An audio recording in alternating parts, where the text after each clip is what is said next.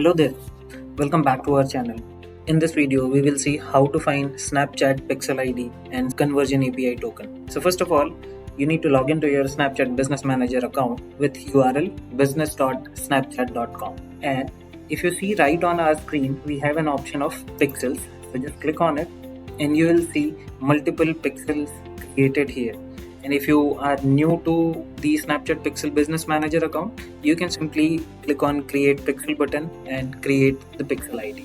So let's go ahead and see how the Pixel ID looks like. So I'm going to click on it.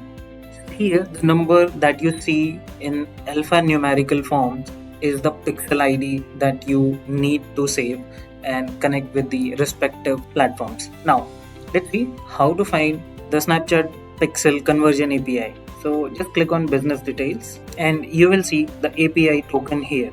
So if you want to copy it, simply click on this icon and the conversion API token for Snapchat is copied and you can paste it to the respective channels or platforms that you are using. For such more videos, you can subscribe to our channel. Thank you for watching.